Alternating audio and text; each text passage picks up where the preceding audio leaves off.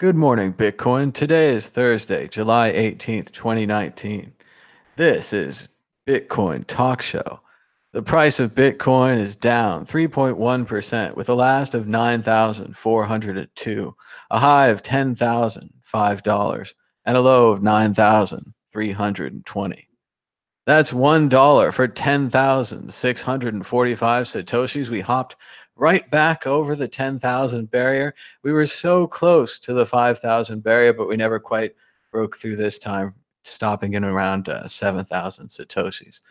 We're joined today by some special guests. We're joined by Mike Dupree. How's it going there, Mike? I'm great. Thanks, Tom. And we're right here in the notbitcoin.com studios in Barcelona. We're also joined by Emilio. How's it going, Emilio? Hey, how's it going? Our man in the darkness there. And Jefferson, how's it going? Introduce yourself. Fantastic. It's great to be here. All right. Well, we're live with Bitcoin Talk Show. We're going to be taking your calls a little bit later. But first, we just want to talk about some of the things that have been going on in the news. When I search Google News, we get the same thing, the price, and the price. So what do you guys think right away? The price of Bitcoin has fallen a little recently. We were on an uptrend. Everyone was talking the bull case and everything was back. But all of a sudden, it seems like the president of the United States tweeted about Bitcoin, said it was a threat to national security only used by drug dealers and speculators and criminals and thieves. His Secretary Mnuchin had some specific quotes about it. And he was asked a question about Facebook. It seems like Facebook and LibreCoin have brought Bitcoin right into the crosshairs of the regulators. And some of them even admitted that Bitcoin was unstoppable. So it's been an amazing couple days in the news. Emilio, what do you think about this? What's been going on lately? Well, I mean, I'm excited because the price is going down a little bit. I wish the price would stay lower so I can accumulate more. I think all of us wish that, but maybe not unless you have a couple thousand Bitcoin that you're holding on to. Not sure. Certainly nothing like that. I know a lot of people always talk about they want the price to go down, but then when it actually does, they never buy. They don't do anything. It's never down low enough. It's always, I want it off the next cliff, So it's always good. Maybe get 10%, get 20, 30%. They're saying in the chat that the Libra hearing was brutal. I heard the Libra guy got beat around.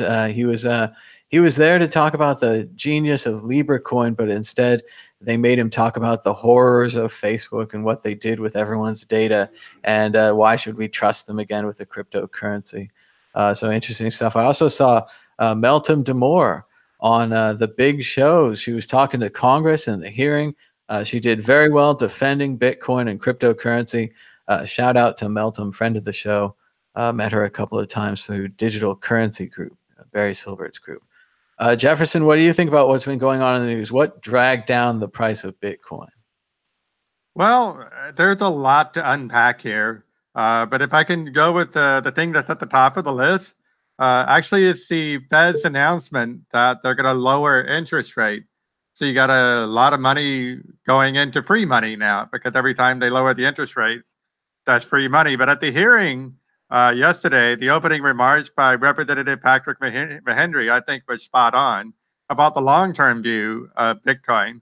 And that is the world that Satoshi Nakamoto, he said, envisioned and others are building is an unstoppable force. We should not attempt to deter this innovation, and governments cannot stop this innovation. And those that have already tried have failed. So it's such a great statement, especially considering, well, I mean, you mentioned Facebook Libra. I did a whole podcast about it. And I'm actually shocked that Trump is against Libra specifically. And the reason being is because it's Jared's brother, his brother, that is one of the founders of Libra. So it's fascinating that the Trump family is actually involved in Facebook Libra. That's interesting to hear. And I know that the Facebook Libra, it doesn't look good for them. They had the rough hearing yesterday, but boy, it was great to hear the senator, the congressman say that about Bitcoin and the world of Satoshi Nakamoto is unstoppable. Because I completely agree, and that's what it's looked like for so long. And to hear that kind of as a confirmation and a thing to say, well, we can't stop Bitcoin, but maybe we can stop Facebook coin. What do you think, Mike? I'm not really sure. I'm still not super familiar with everything that's going on with the Libra and the Facebook coin of such. I don't believe it's truly decentralized or that it's what we believe in from the original kind of cypherpunk point of view. So I don't believe in it at all, but I saw CoinDesk bragging on one of their new podcast video streams that Libra or Facebook coin now leads the digital cryptocurrency payments industry. What do you guys think about that? It's kind of true, right? Everyone was forced to install Facebook Messenger. Everyone already has the Facebook app. If they put a wallet in there and said you can pay your friend now, boom, they have the biggest install base for Bitcoin wallets. Is Messenger using this new Libra yet, or is it still using the old Facebook Pay or whatever? It's still using the old Facebook Pay, but it's going to be so much better when it's using Libra. Oh, I'm going to use it so much more. Facebook, or what's going to make it better about the Libra versus current Facebook Pay? I don't think there's much better for the consumer. I think it's better for Facebook. It's also possible that they could send them to people without an account. The current Facebook Pay works for people who have a credit card. You can put your card in, you can use the Facebook Pay. I think that for some reason, the way they're selling Libra is that it's a currency for the developing world, and that countries, they don't have an African partner, but someone in Africa could be sent Libra coin, whereas you can't be sent Facebook Pay because you don't have a credit card in Africa, something like that. I don't know. It's better for Facebook because they get all your data. But it's going to be great. We're all looking forward to Facebook Libra coin. Yeah, right. Amelia, what do you think? I mean, I think it's completely worthless. I think it's pretty funny. As far as the regulation is concerned, I mean, it's all about the lowest hanging fruit. So if Facebook wants to be a centralized digital currency platform, they're going to have a lot of regulations to overcome. And it sounds like a lot of people already don't like Facebook because of the data issues. So good for Bitcoin, bad for Facebook, maybe? Not sure. We've got some price predictions going on in the chat. Pittsburgh Hodler says 8,500, then quickly back to 5 figures. Jeremy Hager says maybe 6K, then 60K. So I'm hearing a lot of talk of this down and then up for Bitcoin. Everyone's always saying down and then up. It looks like a pretty steep slope right there. If you look at that, that's a pretty quick downturn. It seems only yesterday we were at $13,000 of Bitcoin. But then the president shook his mighty stick at Bitcoin, or maybe it was the Facebook Libra hearings, or maybe it's just one of those chart things. So, or some of the Mt. Gox letters. Or some of the Mt. Gox letters. I know, Mike, you want to talk about Mt. Gox. Maybe before we open up for phone calls here, we'll just talk about a little bit about what we were talking about yesterday. We have another show that's going to come out soon where Mike and I and Emilio talked about Mt. Gox. But we're going to go ahead and follow up with that. So, Mike, why don't you go ahead and introduce what we talked about the other day? Well, so yeah, yesterday or the day before, Emilio and I were discussing just a bit of the claim process with Mt. Gox. And for those of us that have a few Satoshis there, what we were going through and excuse me, how it was, just how the process was going. And there were some things that we noticed right away, like in the letter, they had 2 extra decimal places on the end of the Bitcoin amounts, which of course makes no actual difference. But instead of just fixing that, they had a huge 2-line part at the bottom that explained, please ignore the last 2 zeros. So it gets me a bit concerned with, how these guys are going to fix this mess when they can't even learn how to use an Excel spreadsheet. But it was also great because if you add 2 zeros onto the decimals of anything, it doesn't increase its value. Yet they had to add this line saying that your claim is, it may have more than 8 digits, because everyone knows Satoshi's is 8 digits, but it may have more because we can't do math, and that extra math would have no value. So we had ourselves questioning the law firm. Mike thought he might be in a different law firm than others. But these letters went out. And what did the letters say, Mike? Are the creditors going to be refunded? Well, that's what we were looking at. We were trying to see if we're going to get Bitcoins back, if we're going to get Bitcoin at the value when Gox went down, etc. So there's a lot of different ideas going on out there. The letter I got actually stated a US dollar per Bitcoin price that we might be reimbursed. And I think actually gave the option to potentially receive back Bitcoins. But it was dated months ago, and Emilio got this letter months ago. So I don't know how I ended up being the last class of creditors. Jeff, did you have any stake at Mt. Gox? No, I mean, I had an account there just to look around, but I never did any business with them because I was actually terrified. What scared me was the early Bitcoin talk post that he did. I mean, he was basically saying that he had no idea how to code a website. That just terrified me. So, but I think it's interesting that, right, it wasn't even supposed to be any financial anything. We were trading Magic the Gathering cards or something. right.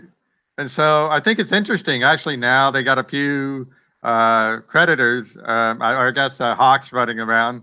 There's a couple of guys out there that will pay you $900 for every Bitcoin that you have, or something like that. Yep. So already there's vultures circling. Anytime you see vultures circling, you definitely want to hold on. What do you guys think? Is that $900 a good deal? Emilio and then Mike? I mean, it's a good deal for them, but not for me. And Mike, would you take $900? I'm kind of at a point, I think Amelia and I are similar in this, where I've kind of given up on this. So at this point, I'm not really going to try and, get a third or half or whatever else. I hope someday we'll get something back. And I hope all these lawyers that are stealing half of the money that's in there are going to get me something eventually. But I'm not selling anything, hoping to get 900 a Bitcoin instead of 9,000. I say all or nothing. Don't take 900.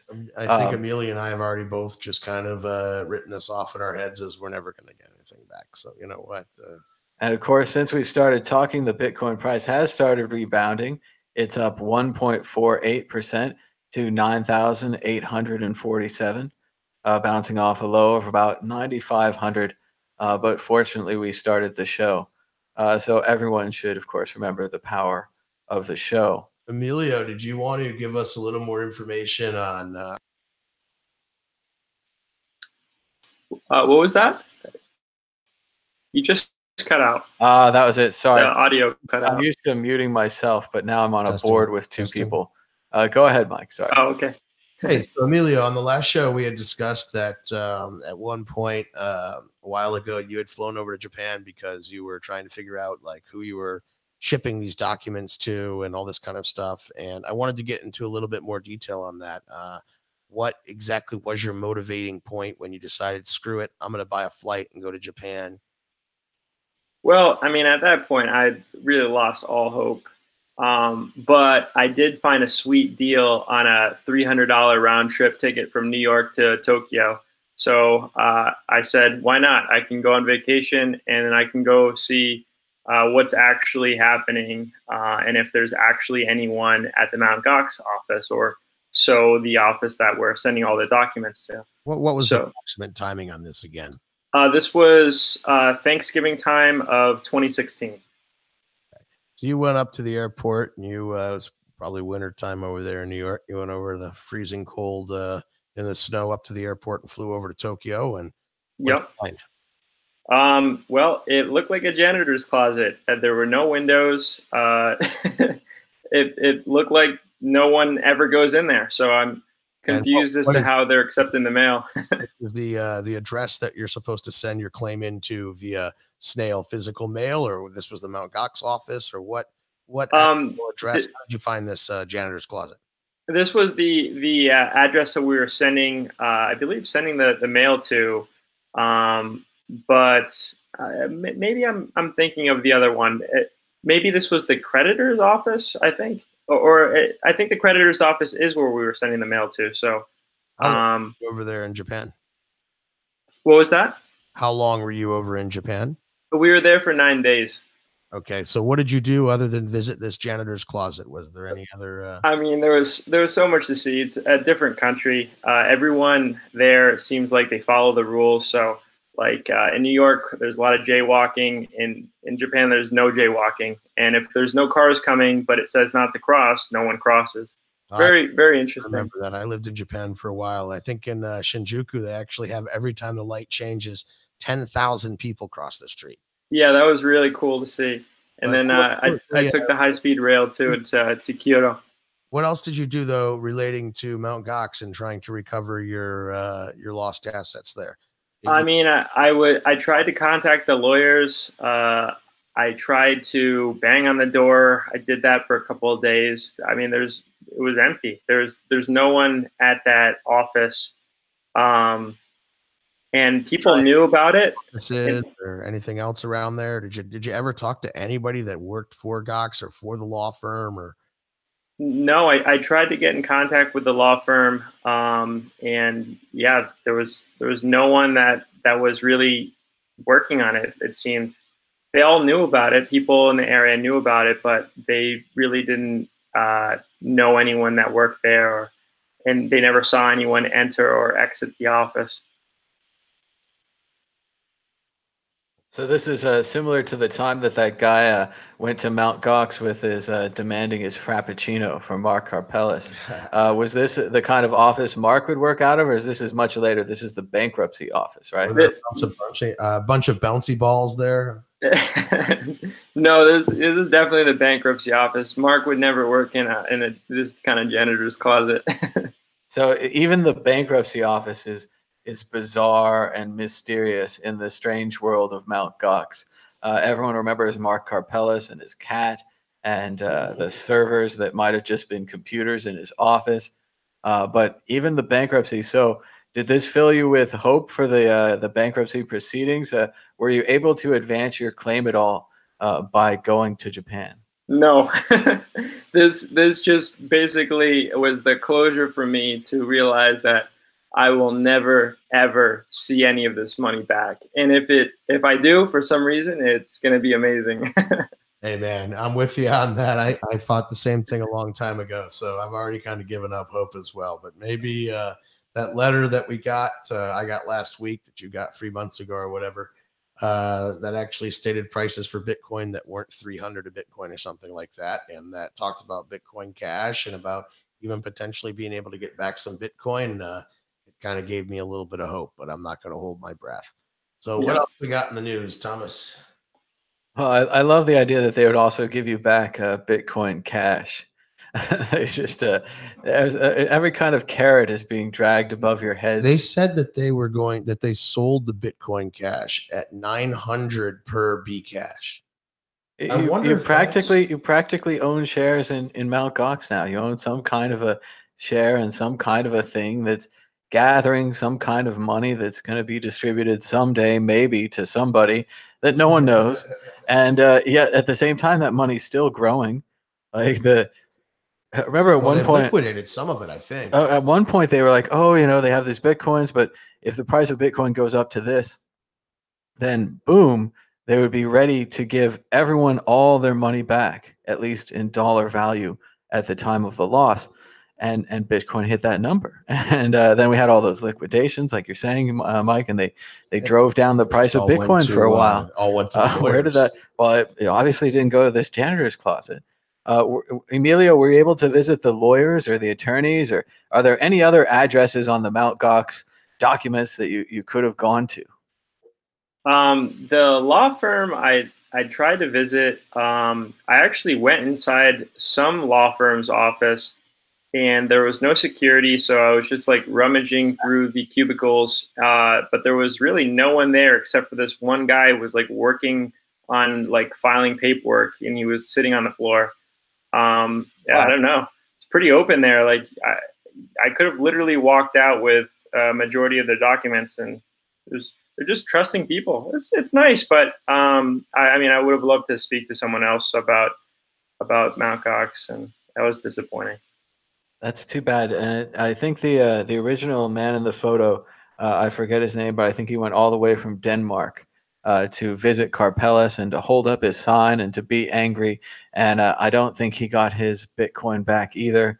And like Mike said, it doesn't look great for the survivors of Mt. Gox, the people looking for their money back. We do have a sudden burst in Bitcoin activity. The price has gone up about 4.38% in the last, I don't know, 16 or so minutes since we started the show. Everyone's saying in the chat the price has gone straight up. It's huge, lol. and it's a huge candle. We just moved 8% in 5 minutes. Thanks to the power of the World Crypto Network. Thanks to everyone at home for giving us a like and a share, subscribing down below.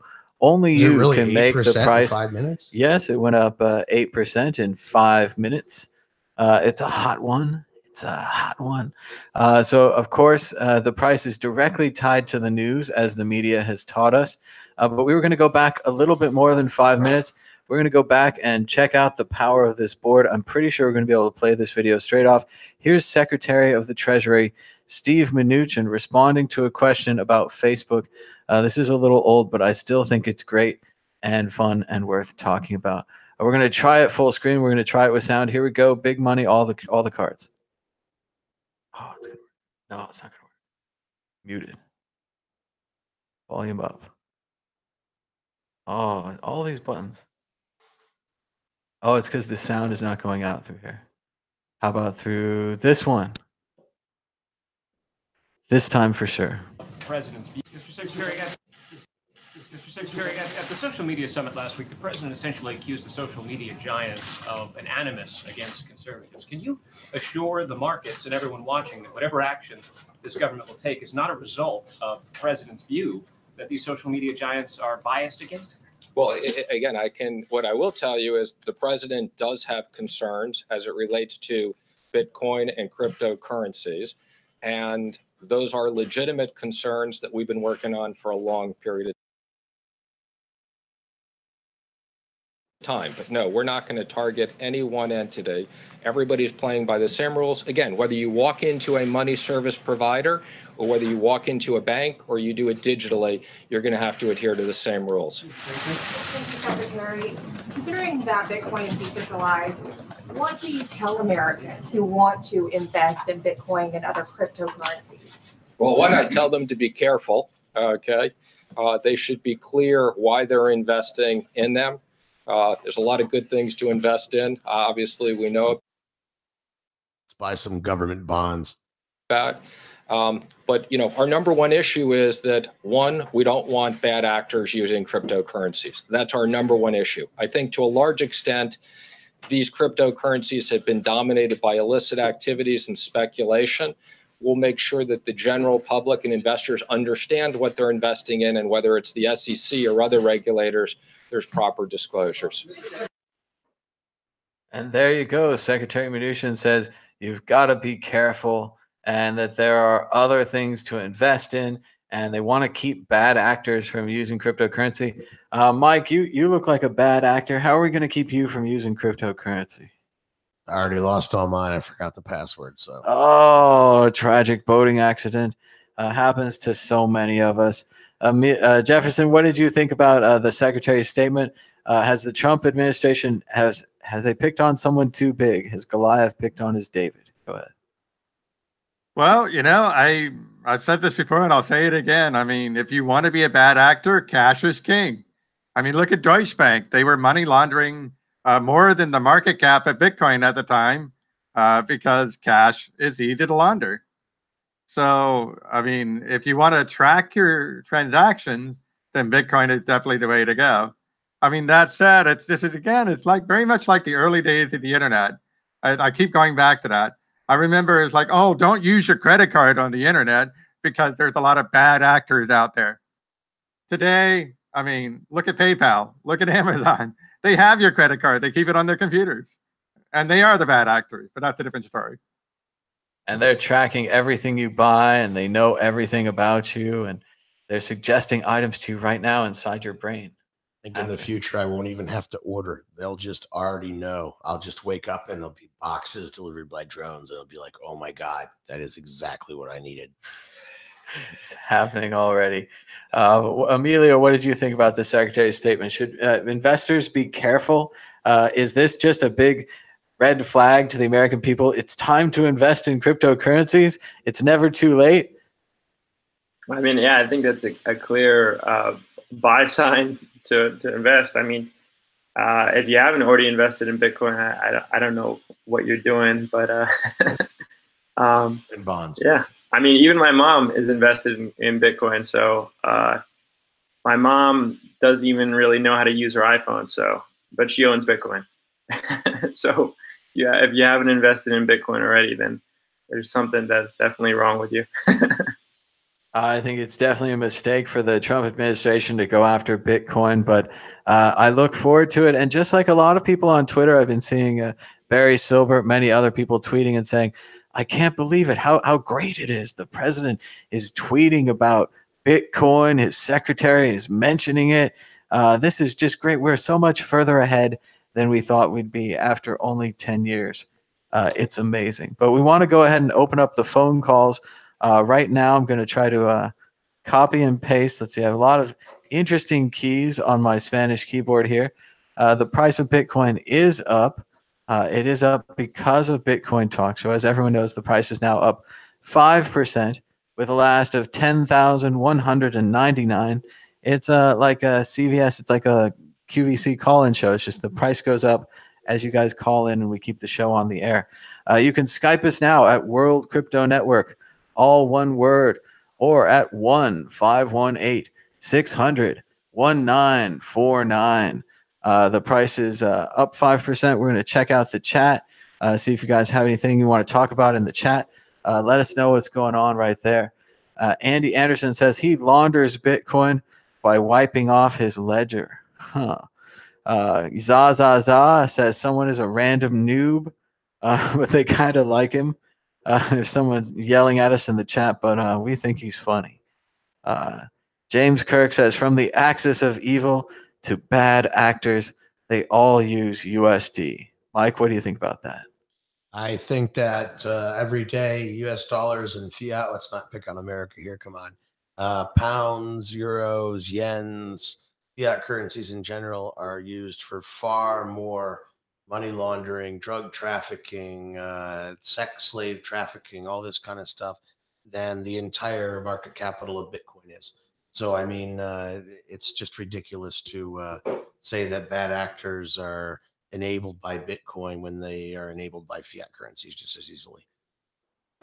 That's very true. They're also talking about Area 51 in the chat and whether or not we should storm Area 51.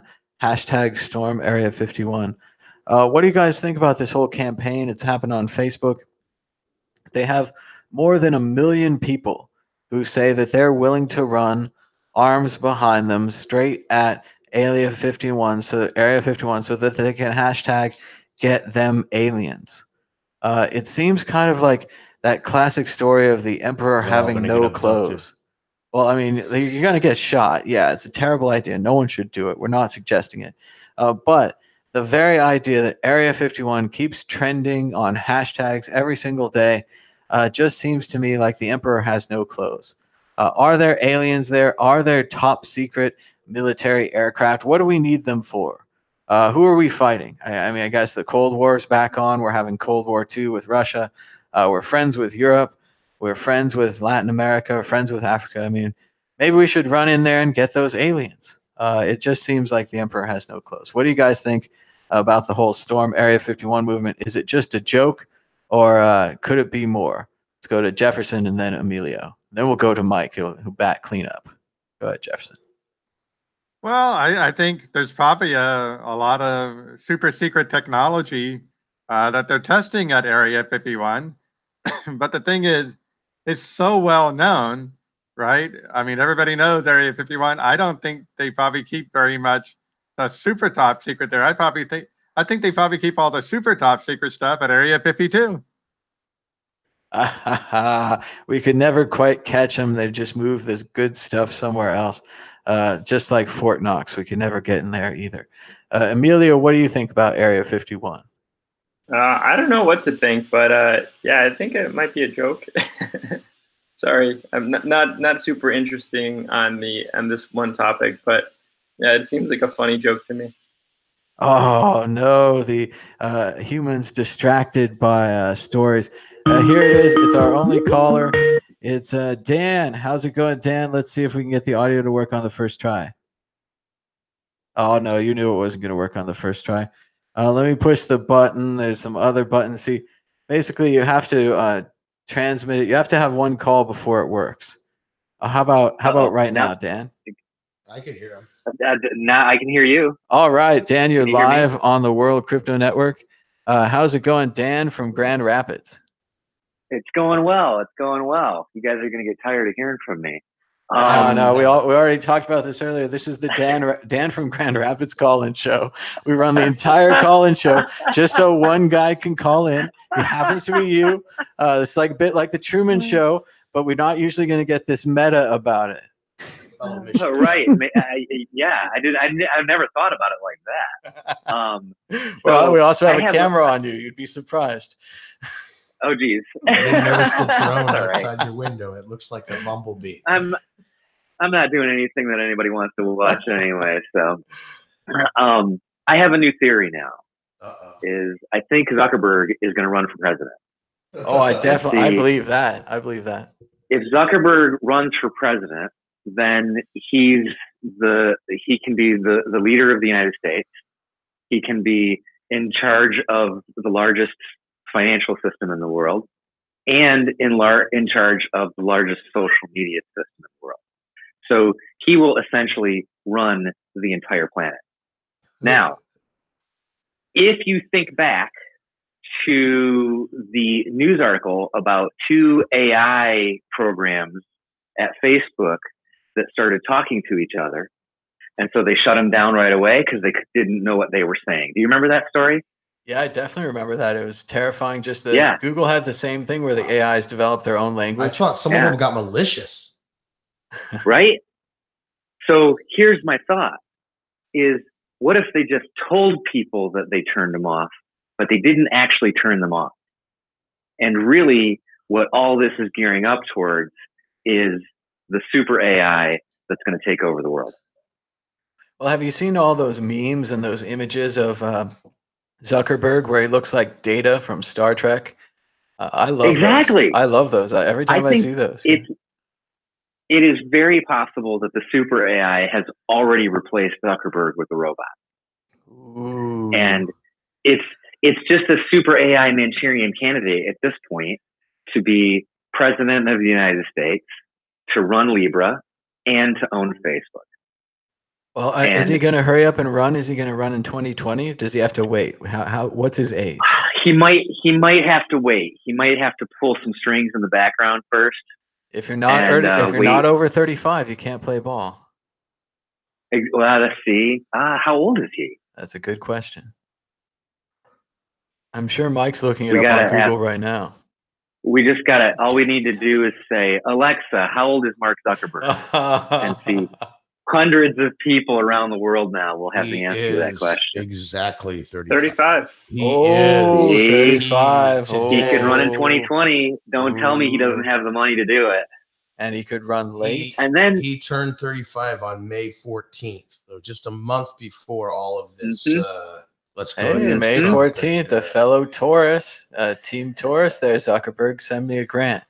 So then, a year after he gets elected, of course, he will end up shutting down Congress, and then he'll shut down the Supreme Court. He'll replace it with an electronic Congress, an electronic court. That's right. Depends how many. That's right. Well, see, like if you look at Star Wars from the position of the Emperor was actually a good guy, just simply trying to unite all the planets and bring them all together. Then it's kind of like that, where, hey, I think that maybe democracy has gone off the rails a little bit, and maybe it just doesn't work to begin with. I think it was either Socrates or Plato said democracy is a fool's game. It's never going to work because people in general are just too stupid. So maybe what we need at this point is a benevolent dictator, and we give that a shot for a while, see what happens there. And I think Trump would agree with you right now. I just don't think he's benevolent. Now, Zuckerberg / AI, that seems a little bit more benevolent. Everyone remembers that Star Trek episode from the original series where they were on that planet and everything was pretty chill. And they had a computer that gave them food and a computer that controlled the weather. And they called it God. But we found out later the computer was malfunctioning and had to be fixed and was actually a computer. That actually wasn't that bad until the computer malfunctioned. Well, see? Same thing for Logan's Run. You're living in a mall. Again, my And I whole thing love on Logan artificial intelligence is that we need a computer that's going to see humanity as pets, not meat. We want them Yeah. to have an interest in humanity. We want them to be fascinated by these strange creatures that are irreplaceable and not interested in eating them. So, Well, and then of course, Maybe once the super AI reveals itself, the aliens will finally come down because they finally have somebody intelligent enough to bother to talk to. What was that, Jeff? So they go, Oh, go ahead, Jefferson. Yeah. I was just going to say, yeah, I think that's what Google in China is already working on. It's that super AI, right? Well, and I've Yeah. already speculated that we need to adapt to the Bitcoin as an alien invention so that we can join the International Monetary Federation, intergalactic, of course. Because then once Perfect. we've put our monetary system on Bitcoin, then we can interface with the aliens' system, and then they can buy what they want. So somebody needs to do the math on the hash rate of like the sun, right? There were you end up there's like a solar community or something like that where that species can control the energy of the star. Well, I wonder did what see that hash that rate looks Peter like. Todd had this idea that perhaps pirates, who are space pirates, could park their ships near the sun, collect solar energy, and then mine Bitcoin. But it's all about how Perfect. fast they can send the blocks to Earth, which is the same problem with syncing up Bitcoin with, say, Mars coin. It's more likely that we're going to have Bitcoin Earth, Bitcoin Mars, and then it gets really complicated because do you have actual Bitcoins on each starship as it's going around? I mean, how do you Well, synchronize they'll just be side chains. side chains? There you go. Linking Yeah, back to the you do main this all with side chains. original Bitcoin. Right, because really everyone on that ship is just exchanging value. You're not exchanging values between ships. And it's like, think of it like the old ships with the railroad and the mail. They would have a hook that would go out and grab the new bags full of mail, and they would have a car on the train called the mail car, where they would sort things, and then they would put them back out because you could also drop off a mail bag at one of the hooks. So same thing for these ships. They'll just drop off the slivers when they get to a starbase or something like that, or a transmitter. Exactly. We are solving the world's solved. problems right here. Look at this in the chat. Man. Satoshi Analysis cannot believe this. He is so excited to wake up in the morning and hear all of the world's future problems of how to use money in space being solved right here live on the World Crypto Network. It's amazing. It's amazing. And then at some point, we'll have to start mining latinum, right? Is that what it was? Latinum. Well, that's more like a gold. That's if we could find something more rare than gold. Latinum was interesting because they had the Federation and they had the credits, and you had this wonderful system where you could do whatever you wanted. Remember, people on the Starship Enterprise wanted to be there. They wanted to be scientists, or they wanted to be They were all volunteers. People. Yeah, they were all pretty much volunteers. It was a little military, but it seemed there was some kind of like civilian organizations you could volunteer in and things like that. But how are we going to get there? How are we going to get to that volunteer land? Maybe with Bitcoin. Well, maybe with Bitcoin and super AI. So my vote is super AI 2020. That's what I'm saying. All right. So you support and accept Zuckerberg as our leader. Let's go down the line. Emilio, will you be supporting Zuckerberg 2020? Over Trump, maybe. But it doesn't. I don't know. Doesn't seem like a great idea either way. Either candidate doesn't seem like a smart move. Jefferson, are you on the Trump 2020 bandwagon? No. But personally, I wish it was possible for Elon Musk to run for president. That'd be a good choice right there. That's my vote. Ooh, draft Elon Musk. Mike, are you sticking with Jefferson, drafting Elon Musk over Zuckerberg? Absolutely. And Dan and I are both big Zuckerberg backers. They're saying in the chat, how about you could upload yourself to the blockchain in 2024? That sounds fast. Richie Rich agrees with Jefferson. Elon, save us. And he does seem to be a good administrator. Seems down to earth. He drinks whiskey, smokes joints. Seems like a very reasonable guy, that Elon Musk. And also very possibly a robot. And another possible. We used to think people were maybe possessed by interdimensional beings feeding on their goodness and their badness. But now we just think that they're robots. We've gone from body snatchers to just robots, just straight up made of metal. Things have changed a lot in 10, 20 years of science fiction, huh? Well, when you think about it, interdimensional creatures, sucking on your goodness or badness, that's just ridiculous. Somebody just being a robot. Yeah. Now that makes sense. Yeah, somebody being a robot made of metal like Data, following on a network with other robots. That makes tons of sense. When you really think about it, it's simply an eventuality. It's definitely heading that way. We've got some interesting chat going on.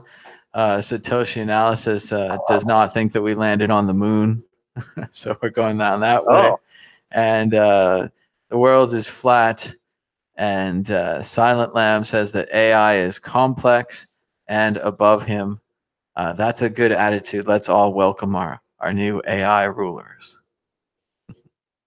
I think it might be the only thing to save us at this point. If you think about it, right? Like, what, 99% of all species on the planet has become extinct.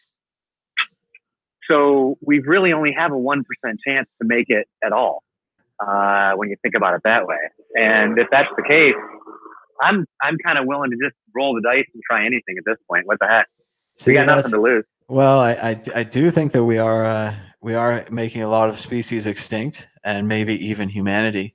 But the conservationist AI is another one of those disastrous for freedom AIs, where you can't do that because conservation, and you can't do that because of conservation. And here's the thing. Here's the beauty about super AI is that we'll be able to have both. They'll figure out all of the problems and say, this is all you have to do is you just create carbon collectors and you deploy those, and then you can drive V8s or whatever the hell you want. It doesn't really matter. Or here's a design for an engine that runs on water, and bam, you're good to go. Because the thing is going to be a billion times smarter than even Elon Musk. Well, we'll just have to hope for smart AI as well as a conservationist AI. There you go. We'll have to see. I don't know. Anything else on your mind today, Dan? What do you think? We've had a little bump of the price of Bitcoin. I like the bump in the price of Bitcoin. I'm still waiting for a good buy point. Not that I don't have a hodl stack, but yeah, I don't know. Every time I try to guess where the bottom of the dip is, I always guess wrong, and then I buy higher, and then it dips again, and then I buy high and sell low. I know the feeling. I had taken my profit just before it jumped up to 13,000. Then when it went up to 13,000, I was like, I should take more profit because it's up. But then I was like, no, I already took profit. I have a little bit of money. But it was like, no, I should have taken more profit. Like, I mean, I should have, and then I would have 2 little stacks of profit, but I would still be looking for that entry point because now it's gone up again. So no, I never can time this market right. I've made a zillion bad moves in a row. So yeah, me too. It makes you a little insane. So I would advise people of 2 things. Have no regrets. Just say, hey, I made the best decision that I could make at the time that I made it. And 2, hey, make sure that I think the best thing that I have learned buying and selling this stuff is never, ever, ever go all in.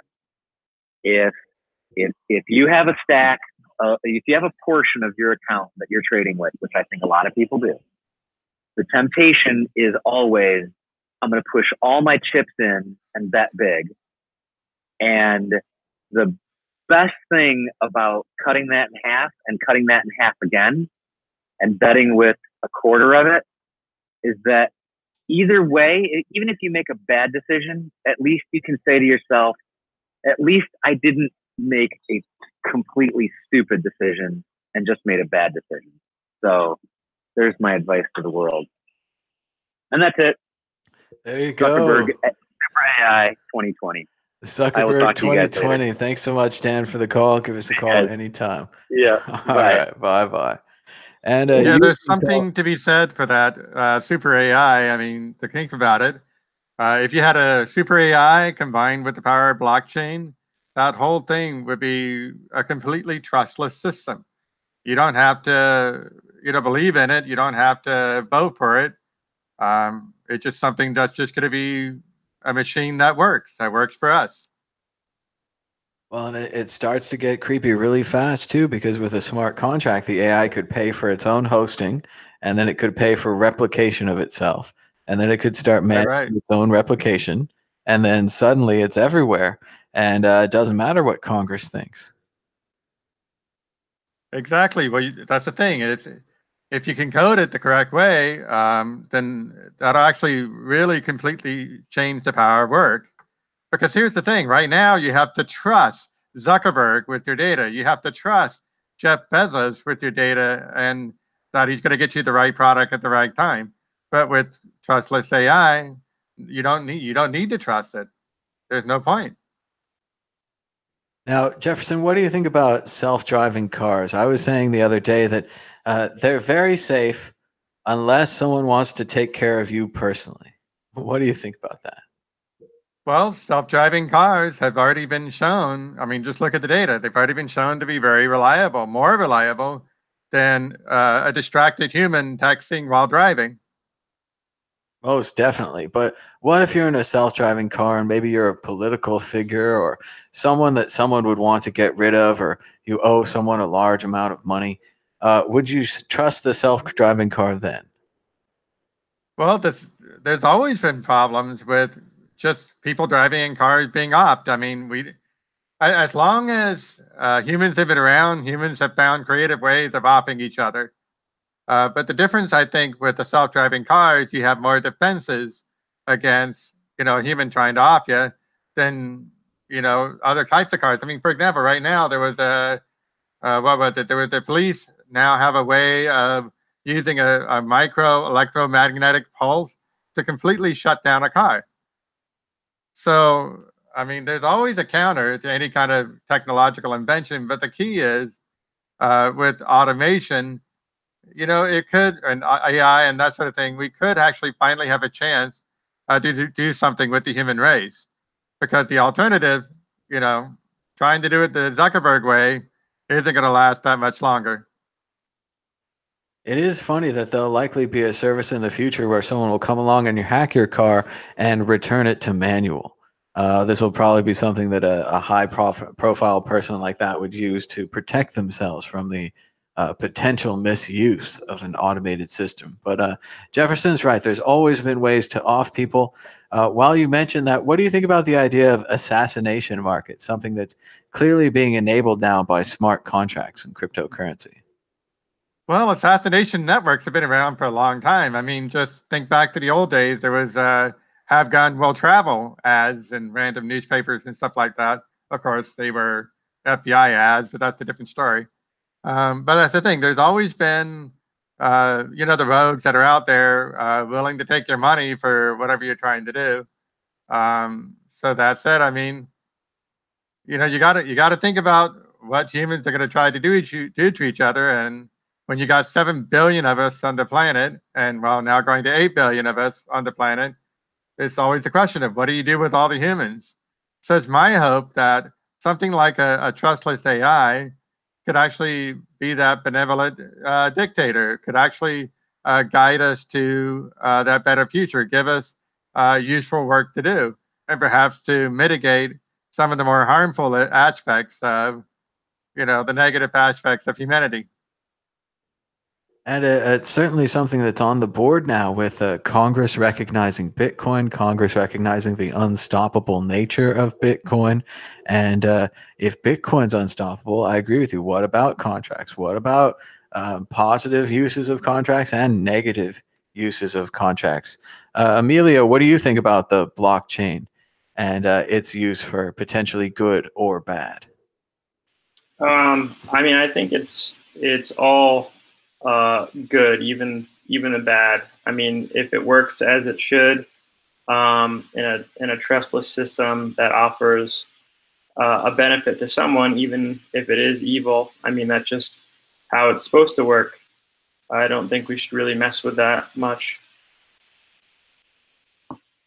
And Mike, what do you think about the blockchain and its potential? I mean, so far as good and evil, that's a human problem. It sounds like the police's job to, people are going to break laws or not break laws. We don't blame the we don't blame the Federal Reserve when somebody buys drugs with U.S. dollar. So in the same way, I don't think we should blame Bitcoin when someone decides to use it for mischievous purposes. And we're keeping an eye on the price of Bitcoin. It's up 7.43% in the last 10 minutes or so. It's 10,423. That's up $722, down from a low of around 9,320. So you could have made a easy $1,000 right there if you'd bought a Bitcoin at the beginning of the day and sold it right now. There's different opinions in the chat. They're going back and forth. Everybody's got a weather opinion here. They're saying sell, grab that price quickly and sell. Other people are saying 12K by tomorrow. What do you think, Mike? The price is up. Is it just the Bitcoin talk show effect, the power of the show? I think it's all you, Thomas. It's all you. That's right. The price of Bitcoin, very few people know this, but Mad Bitcoins is connected to the price of Bitcoin a bit like E.T. and Elliot. When the Mad Tour continues, the price of Bitcoin must rise. And as you can see, I'm still in Barcelona. The Mad Bit Tour is still going. Although I have slowed down, I'm just here in Barcelona. It must be some kind of a museum indicator. Perhaps we're going to get out more in the city, see more stuff. Something's going right. And the price of Bitcoin is happily following us on the way up. Let's go to Jefferson. Why do you think the price is up? Is it just the power of the show as we're heading towards the end of the show? Unless, of course, someone calls in now at SKYPE World Crypto Network, all one word, or 518-600-1949. You can just call that on the phone. Give us a call. Jefferson, what do you think in closing? Absolutely. It's all because we got together and we caused the Bitcoin price to rise. So we should do this more often. There we go. We're going to do it more often. Emilio, why did the price of Bitcoin rise? Is it just the power of the show? I don't know, but yeah, it's good and it's bad. It doesn't really matter. The price isn't a huge thing, just as long as the fundamentals don't change, which they haven't. So I agree with that. I don't think the fundamentals have changed at all. We're going to Mike. Did the price rise just because of the show? And anything you want to say in closing as we head towards the end of the show?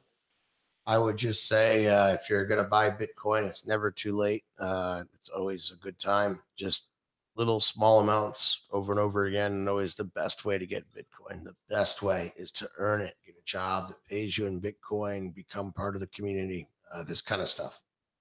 All right. I think that's a great note to end on.